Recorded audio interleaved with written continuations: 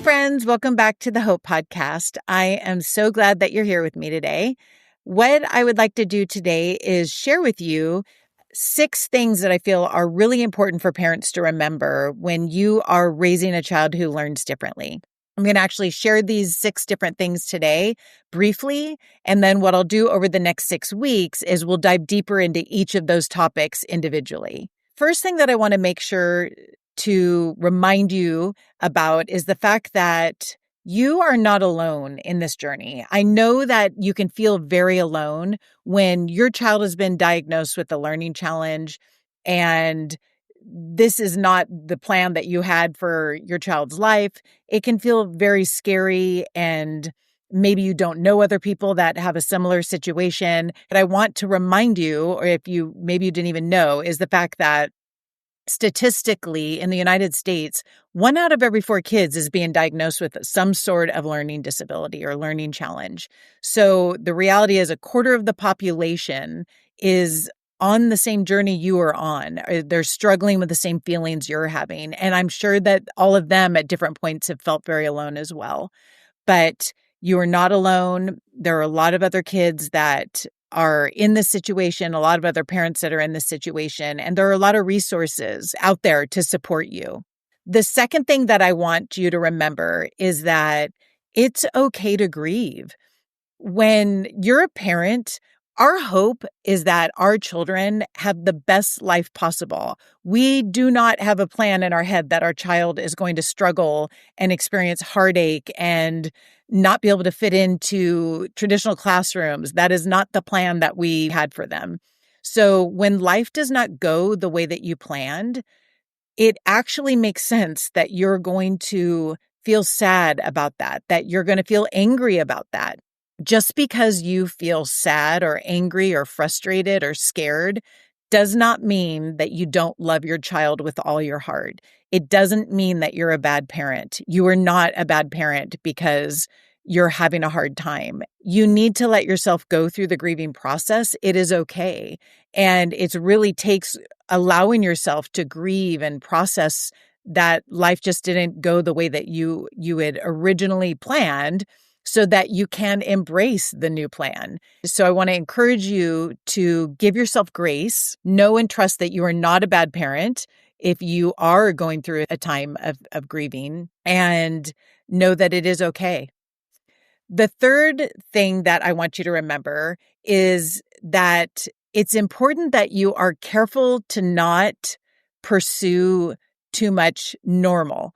So what I mean by that is that sometimes when you find out that your child is not going to fit into a traditional classroom or they're struggling to learn or in different areas of education, sometimes what a parent can do, what I've done when my children are younger as well, is that I do everything I can to help them be like other kids, to help them have the life that other kids have. Unfortunately, what we can do inadvertently is actually damage our child's self-esteem when we're trying too hard to get them to be like other kids.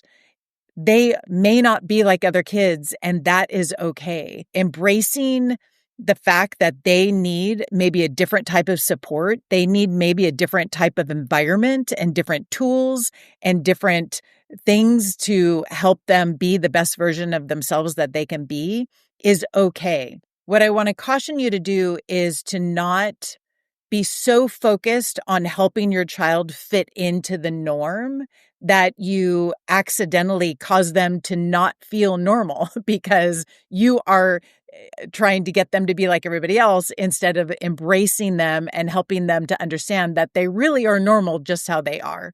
So beware of the pursuit of normal. Number 4, I want to encourage you to not set the bar too low. So sometimes what we do on the opposite, instead of pursuing normal, what we do is we overhelp our child who has learning challenges. We start to almost make them feel like they're incompetent in a lot of ways because we start fixing everything for them and we don't want them to struggle and we don't want them to have things be too hard for them, so we can accidentally overhelp our children.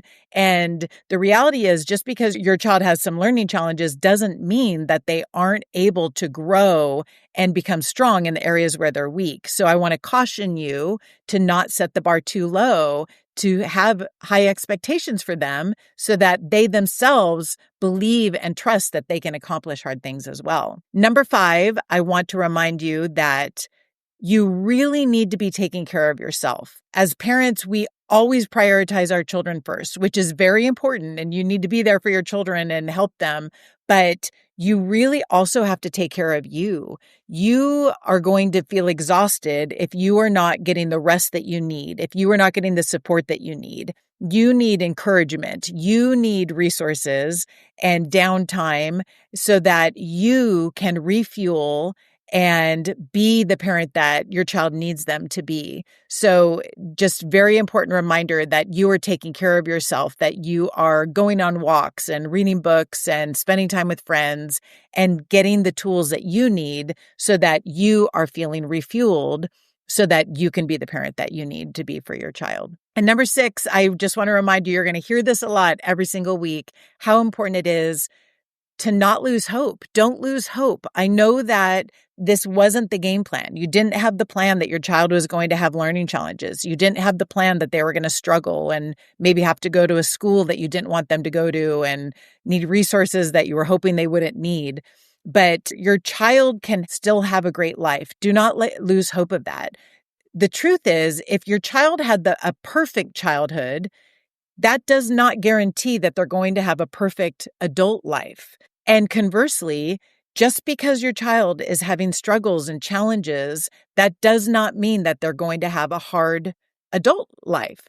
They may have a wonderful adult life. I feel convinced that they will. These challenges that they're going through is going to build character and it is going to build resilience in them. And I think that there is great hope for them to have a great future ahead of them. And there's a great hope for you to have peace and happiness as a parent as well. So please do not lose hope. Hold on to that hope and always remind your child every day that there is also hope for them, that these challenges that they're facing and these challenges that you're facing, they are temporary and you guys are going to get through it, and that there are great things ahead. Those are the 6 things to remember. 1, you're not alone. 2, it is okay to grieve. Give yourself grace. 3, beware of the pursuit of normal. 4, do not set the bar too low for your child. 5, make sure to put on your oxygen mask first. You need to take care of yourself so that you are able to be the parent that your child needs. And 6, do not lose hope. And what we're going to do over the next 6 weeks is we are going to dive deep into each of those 6 topics. So again, thank you for joining me. I hope that you have a really great week.